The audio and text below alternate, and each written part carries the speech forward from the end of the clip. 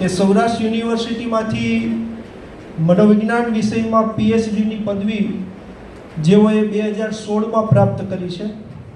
ભક્ત કવિ નરસિંહ મહેતા યુનિવર્સિટીમાં 3 વિદ્યાર્થીઓને તેમને પીએચડી પૂરું કરાવ્યું છે.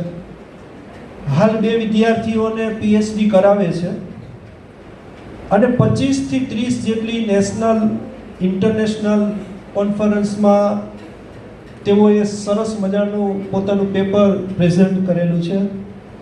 કોરોના સમયમાં ભક્ત કવિ નરસિંહ મહેતા યુનિવર્સિટીના કાઉન્સિલર તરીકે પણ તેઓએ શ્રેષ્ઠ સેવા આપી છે અને 2016થી ભારત વિકાસ પરિષદ માણાવદરમાં પ્રમુખ તરીકે તેઓએ પ્રથમ જવાબદારી લીધી અને ભારત વિકાસ પરિષદની શરૂઆત કરી.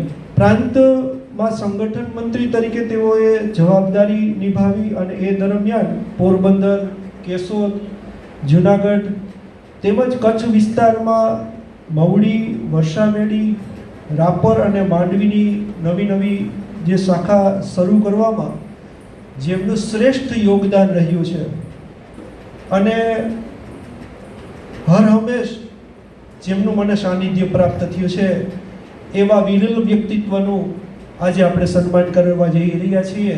એ બીજા કોઈ નહીં, મનોવિજ્ઞાન વિષયના અધ્યાપક પ્રોફેસર ડૉક્ટર કિરીટકુમાર નંદાણીયા. જોરદાર તાળીઓથી આપણે એમને સન્માન માટે આવકારીએ. પ્રોફેસર